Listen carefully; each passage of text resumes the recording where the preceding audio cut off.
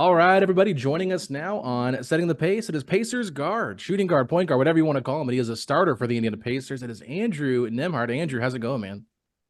I'm good. How you guys doing, man? Thank you for having me. Yeah, we are doing great. And I will say thank you so much for the awesome playoff run that the Pacers put on this year. It was a lot of fun to see you guys make it to the Eastern Conference Finals. So just kind of start off there, the run you guys had. I know there's a lot of things that happened, but let's talk about that game 3 against the Knicks. I know it's the big game where you hit the big game-winning shot there.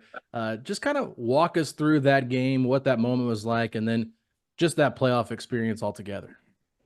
Yeah, I think we had a great run this year. I think we had a young team with not as many expectations, and we kind of just tried to get better all season and win games was our main focus. And I think as you've seen later in the season, I think we grew closer together. I think we kind of had a good vibe going on and off the court, and I think it led to a good group and wins.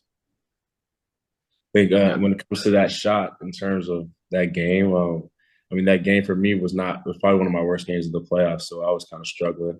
Just kind of wanted to stay in it and stay kind of focused. I knew I had to make a couple plays on the stretch, and I just got lucky, kind of getting it thrown to me. I remember I made the first move, and I looked at the clock, not really realizing. And then after I looked at the clock, it said 2 seconds. I just kind of chucked it up. Hey, great shot. It's one that I don't think any Pacer fan will forget anytime soon. I mean, you could say that you saved the Pacers season on that shot because if we go down 3-0, no one's ever come back from that. So I think that's also has to be factored in. But another moment in the playoffs where I think that you showed that you're just a winner making winning plays is game 3 against the Bucks in round 1, where it just felt like you were constantly getting offensive rebound after offensive rebound, and then it ended up leading to Tyrese Halliburton hitting a game winner. What was it like to dig deep at the end of that game? That was a thriller, and be able to make those winning plays, even if it wasn't scoring the game-winning basket. Yeah, I think my main focus every time I step on the floor is to do whatever the team needs me to do in order to win the game. I think throughout the game, I've always been a guy who's had the ball in my hands, playmaking and doing stuff like that. You have other really good players around you. You have to kind of do something else to help the team, or you're really just kind of useless out there. So I felt like getting on the boards and just trying to pick up guys full court, bring some physicality into the game was some competitiveness. I think was where they needed me. We know that in a playoff series, it's going to get chippy. It's going to get a little bit back and forth just because you're playing the same team over and over again. You go 6 games against Milwaukee, seven games against New York. Do you feel like there's a little bit of a rivalry brewing there with either one of those two franchises? I can't say that yet. I can't say that yet after one year, but obviously there's a long history with the Knicks, but not necessarily with this group yet. Yeah. I think that's fair, and I think fans had a lot of fun kind of seeing things, get a little spicy at times, and we know that these teams will run into each other again moving forward. But can you take us through the mentality in the playoffs for you, night in, night out, guarding arguably the opposing team's toughest players, whether it's Dame, Jalen Brunson, Jalen Brown, any of those players, no nights off, and still dropping 15 to 20 points yourself? Yeah, I think man, those games for me, playing in the playoffs for the first time, those were just so much fun. It was so easy to get up for those games, and like this is what you play for, honestly. So I had so much energy and adrenaline run through me that those I'm trying to make plays on both sides of the floor, do whatever we need to do to win. But it was easy to kind of bring that energy and physicality towards the game. Kind of came out naturally. Yeah, I do want to go to the Boston series. I know it's not a fun series to talk about because you guys were swept, but after that game 3, watching you in the post-game press conference, I could just tell you were kind of dejected after everything that happened the final 2 minutes. Really was a game you guys probably should have won if things had gone your way. But what can you learn from an experience like that when you do now you've had a couple of weeks to kind of digest and look back at everything in those moments? Maybe what is something you took away from that tough loss there? Yeah, I think when you go through things like that, you get the feel for the moment, and you're a lot more comfortable going into another time.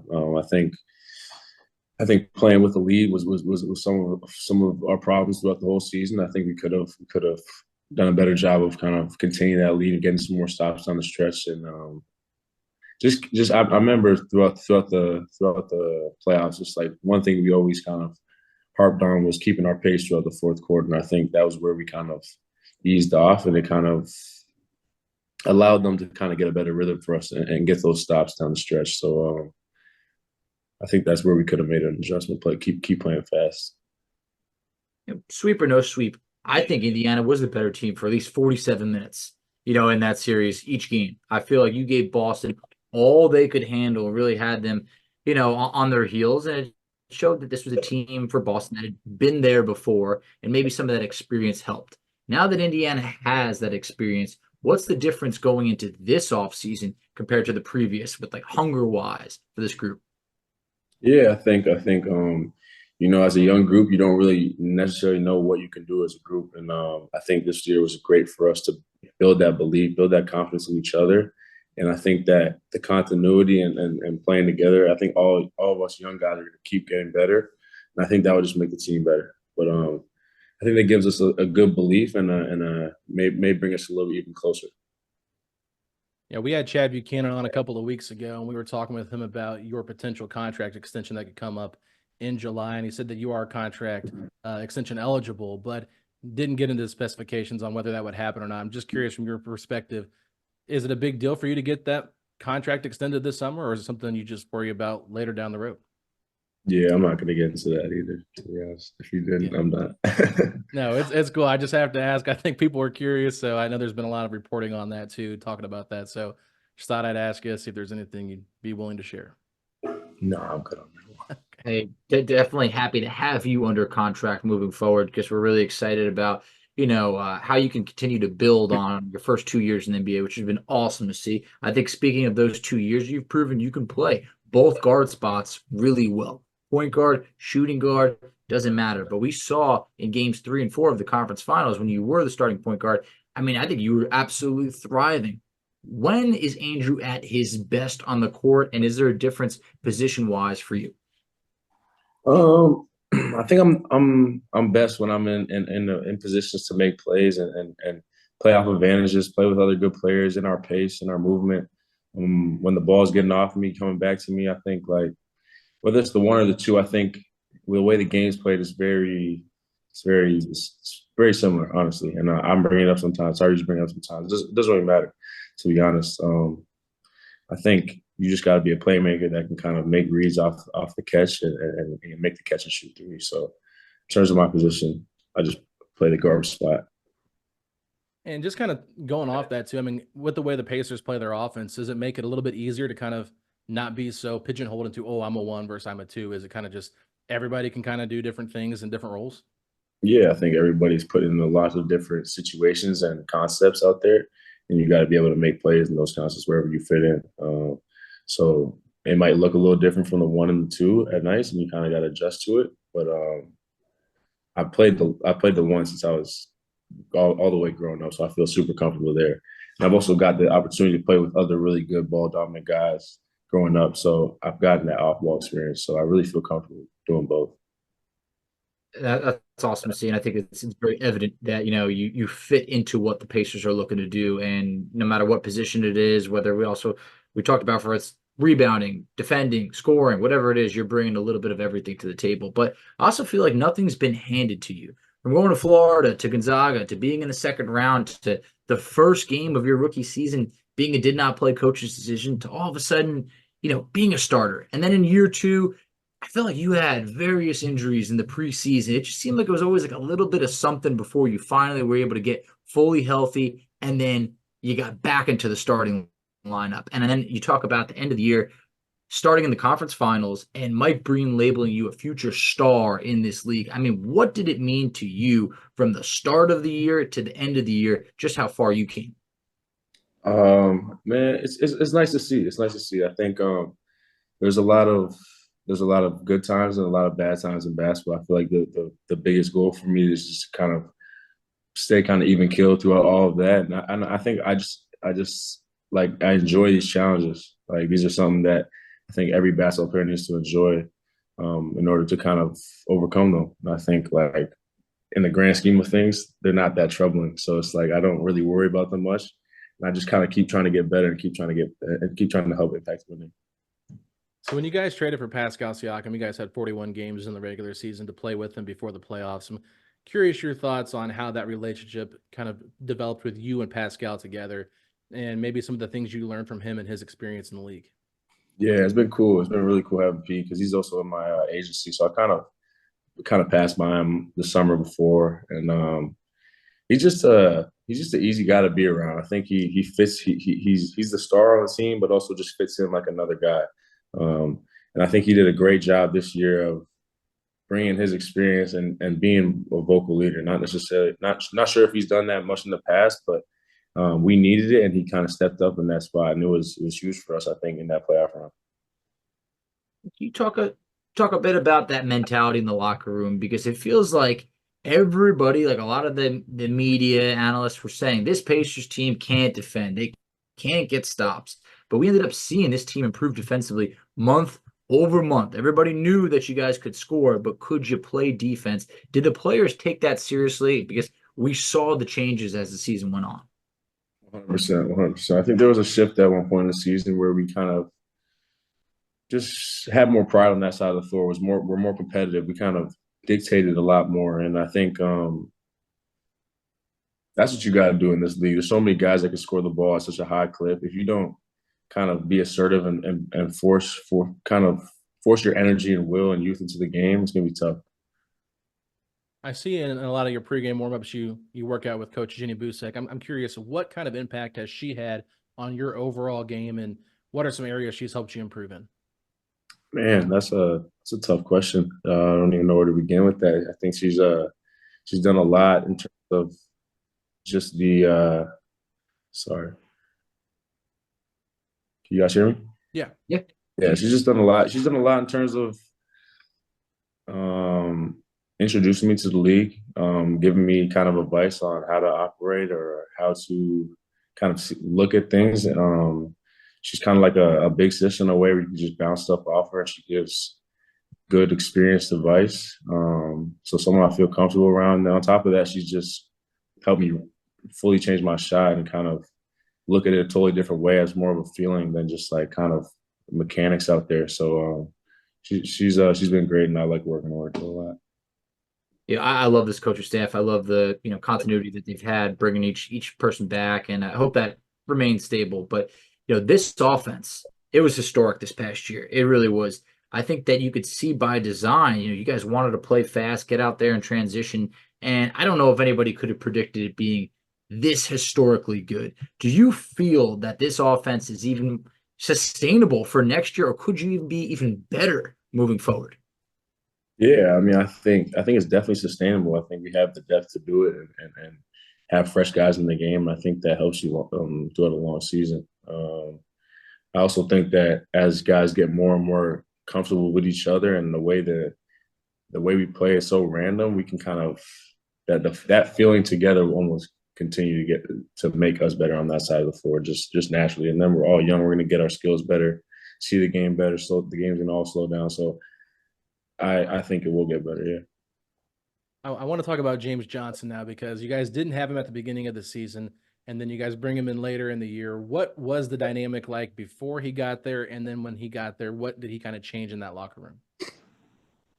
Yeah, I think James has been a really good veteran for us. I think he's just taking young guys under his wing, made them feel comfortable. He has a good vibe to him every day where he's consistent, and I think it's just good to have one of those guys in the roster that has no real agenda on the floor and is just kind of giving you real advice that is not kind of working against you. So he's been nice. Kind of on the flip side, from going from veteran to rookie, what is it that you saw out of Jarris Walker and Ben Shepherd this year that really has you excited about how they can, be real big contributors for next year? Obviously, we saw, Ben having a little bit more of a role this year, but Jarris, we expect to have a bigger role next year. Yeah, I think, man, I love being around those guys every day. I think they're just really great dudes to have in your locker room, and I think they want to get better. But they're also have no ego really. So it's like I think the sky's the limit for them. I think they both can guard. They both kind of can feel the game out. I think experience is only going to help them. It's going to be interesting to see what they do with the roles that they have moving forward and what kind of role they'll have. But TJ McConnell, this is a guy that, Rick Carlisle said on opening night, had tears in his eyes when he told him he wouldn't be in the rotation, to all of a sudden being one of your guys' key contributors in the playoffs. And during that time, I know that you were the backup point guard, so it's kind of like a you or him type thing.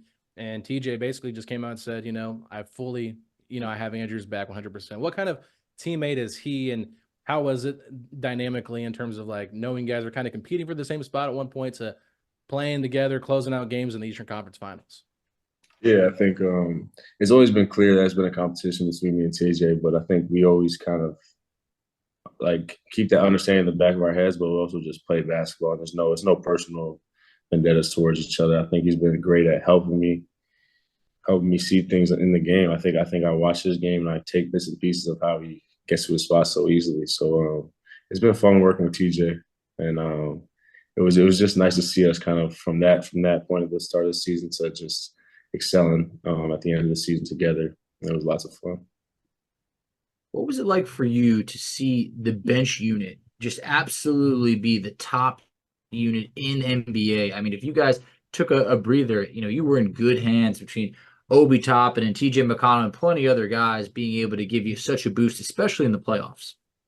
Yeah, no, that's a part of what makes us so good. I mean,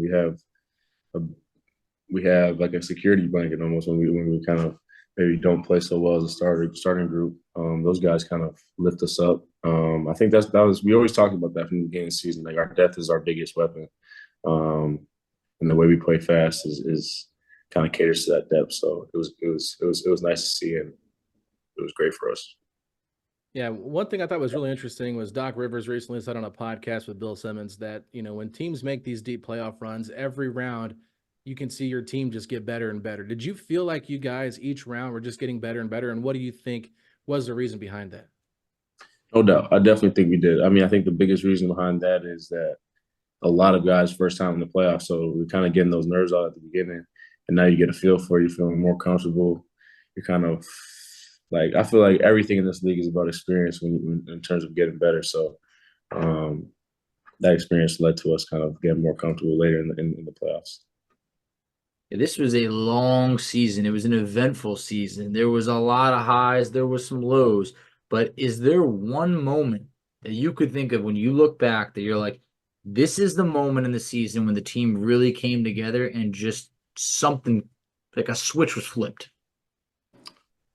It's a tough one. Can't say like an actual day on that, but like there was just a feeling around us, and maybe December, January time. But I think it was just like what we were talking about earlier. I think we just took the defensive side with a little bit more pride. I think we came together on that side and we finished games a little bit better. We kind of just did a little bit of maturing at that time. Yeah, I want to ask about Ben Mather. I know you guys are pretty close with Team Canada, and then, of course, coming in as rookies together. But had that injury that happened against the Mavericks, was not able to finish out this season. So a two-part question here. One a little bit more fun, one more serious. But not having Mathurin for that playoff run, how big of a disappointment was that for your team? And then number two, how good are his cookies? Is he really that good of a baker? Yeah. Ben was his cookies are good. All of his baked goods are pretty elite. I'm gonna be honest. I like it, and I'm a fan of pastries too. So I like that he does it. What's the best thing he's made you? The best thing he's made, I like his banana bread, chocolate chips. I'm hungry now. Good. Yeah, no, he's nice with it. But in terms of just missing him, I think for me it was just like I know how competitive Ben is and how much he lives for these moments, and it was just tough to not see him kind of enjoy that with us. But obviously he brings a scoring punch and a competitiveness about him that is hard to replace. And I think that's where he would have helped us in terms of just bringing that compete level up. Yeah, I think Alex mentioned a little bit, but Team Canada for the Olympics this summer. Tell me about it. That's a stacked roster that, in my opinion, I think has a real chance of being able to win the gold medal. What does it mean for you to be able to represent Team Canada in the Olympics? Yeah, it's gonna be fun, man. It's gonna be fun. I'm playing with a lot of guys that I grew up playing around. Just seeing them grow to who they become, and me as well. It's just cool to see, and it's gonna be enjoyable and the competitive environment. I think we really have a real shot too, and I think playing some feed boosts would be fun too. Who are some mentors that are on Team Canada, or maybe some guys that you're hoping to, just to get some time to spend with and maybe get some of their knowledge of the game? Yeah. When I was playing before, some of the older guys were kind of gone now, but Kelly's still on the team. He's like a mentor, I'd say, on that team. Like Corey Joe's always been the guy. Dylan, those are guys that I played with when I played on that team, kind of 3-4 years ago. And those are guys I'm excited to kind of hoop with now. Being out of high school, college, now I can really kind of compete a little bit. That's definitely going to be really exciting, and I think everybody's excited about the Olympics. Even Team USA looks just like a great team, but I also think this is the best Team Canada roster I think I've seen assembled. So that's going to be exciting. But going back to the Pacers, what is it that you think that maybe is like that missing ingredient, whether it's a skill or anything of the sort, that if this team can acquire this or do a little bit more of that, they can get to that next level, maybe in NBA Finals? Yeah, missing ingredient is tough. It's tough. I think we can improve defensively. I think that's one thing that we can just continue to get better. I think we're number one in the efficiency offensively. If you bring our defense into that top 15, top 10, I think it gives us a lot better chance to win games down the stretch. So that's where we need to kind of make strides. And I think that can come within and whatever the front office does. Do you have any personal goals for next season? Not really, honestly. I don't really do the goals that much. I just feel like I want to get better. I want to continue to work on my game, help the team win. And I think it's just gonna flow into whatever it's gonna become. But I feel confident about how I'm gonna play next year, for sure. Talk to Tyrese. He's like the prophet. Anytime he's set a goal on this show, I mean, it's happened, and hey, it seems to be working well for him. So speaking into existence, I'm confident you'll make it happen.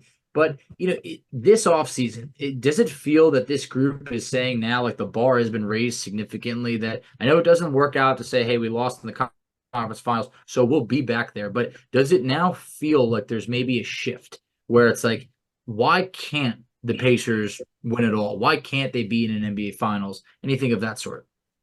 Yeah, I think if seeing that we got this far this year, I think that's the only way up. It's like you got to shoot for more. You can't settle for anything less. I think we got to continue to push to put ourselves back in a position like that. All right, this is going to be a crazy question when I ask it, so don't laugh at me too much. But who had better dunks this year? I know it's going to sound crazy. Obi Toppin, obviously, or Miles Turner. Who had the better dunks this year? That's a tough one, actually. I might give it to Miles just because of all of his like two-hand cockbacks. I feel like they're on people. Yeah, it's like they're like picture perfect ones over top of people. I mean, Obi's got like between the legs and dunks in tight games, like crazy stuff like that. But I don't know, that's a tough one. I'll give it to Miles because Obi probably gets all those dunk awards. Yeah. Okay. I guess sticking on the dunk, topic. Who was the better dunker between Tyrese Halliburton and Buddy Hield? Because I know that was a competition between those two. Tyrese is a better dunker for sure. I agree. I mean, Tyrese is just so fun and lighthearted. I mean, do you have any fun Tyrese Halliburton stories you could share with us on the pod? Man, I can't think of one right now. There's so many. There's so many. I feel like, yeah, I can't think of one right now. All right. So yeah, I'm not great at those storytelling. It's all right. It's all right. We're 2 years into your career now in the NBA. What is the moment that really stands out as the best moment, and maybe what was maybe the best learning moment for you? I think the best moment was winning that Knicks series. I think like getting to the conference finals was crazy, and it was not necessarily something many of us, I guess, expected. But I think that was a big moment for us for sure. And sorry, what was the other part of that question? Just like learning moment. Maybe it's like something where maybe it didn't go your way, but like you came out as a better player. Yeah, I think when I started the season, kind of in and out of the lineup a little bit, kind of trying to get my rhythm for the game, and it kind of wasn't really necessarily fully going my way exactly how I wanted to look. And I had I had expectations kind of coming to the second year, and I was excited about it. So it wasn't kind of coming right away, and I think that was just one of those things where I feel like every player goes through. You got to just be a little patient sometimes and keep that belief in yourself, and trust that things will fall your way. There's been a lot of talk on social media about the Pacers' run to the Eastern Conference Finals as a bit of a fluke because the Knicks were injured and the Bucks were injured. So, as a competitor playing those two teams, how do you respond to people that are saying that maybe they didn't really deserve to be there? I mean, I really don't got much to say to back to people like that that just don't get on the court like and saying that we can't. I mean, we got there. So what are they Yeah. gonna say? To be honest, I mean, you got to win games in big moments, make big shots. I think we did all that. So it's really meaningless. Is there a part of you now? Boston was up 3-0 against the Mavs. Is there a part of you that's saying, you know what? If we had beat Boston, I think we could have won it all. Yeah, I think so. I think so. I definitely think so. It hurts. Beat the Mavs both times in the regular season too. So You guys played good against Dallas too, like some offensive outbursts in those games. So I think that is a fair point. we definitely did. We definitely did. I don't see why not. Yeah, I'm I mean, with I you. don't see why not either. This is my last one for me. I don't want to keep you too much longer. I really do appreciate your time, but yeah, just looking at this team for next year. Obviously, you guys finished sixth this year in the Eastern Conference, but Tyrese missed close to 15, 20 games, whatever it was. Had he not been injured, I mean, there's a chance you guys could have finished second or third in the Eastern Conference. So, what do you think you guys, fit tier wise in the Eastern Conference? Do you think you're more closer to a top three team in the East or middle of the pack? Yeah, I think the goal for us is next year is definitely top three in the East. I think we want to have that good regular season record and have some home court advantages going into the playoffs. I mean, there's a there's a there's a lot that it's going to take for us to put ourselves in that position, and nothing's even close to guaranteed. But that's got to be, I think, our goal for us. Love it. Hey, we're all excited. I know while I mentioned it was a long season, I think it was one that just no one really wanted to see come to an end. So thank you for all the amazing moments, throughout this season. I think you were someone that we always knew was playing really hard on both ends of the ball, night in, night out. Felt like sometimes maybe you didn't get the credit that you deserved for it. And then I felt that you ended the year getting all the credit and more, which you deserve. So awesome stuff. Really excited for it to see you in year 3. But as we sign off, please tell everybody where they could find you on social media. I want to thank you for coming back on the show. Thank you, guys. You find me at just Andrew Nembhard everywhere. See, it's that simple, guys. Love Thank you, it. fellas. All right, Andrew. Hey, Thank you so much, man. We do appreciate your time, and hopefully we can, see you playing for a gold medal in a No couple of doubt. couple of weeks. Thank you, guys. Appreciate you guys. cool to see you.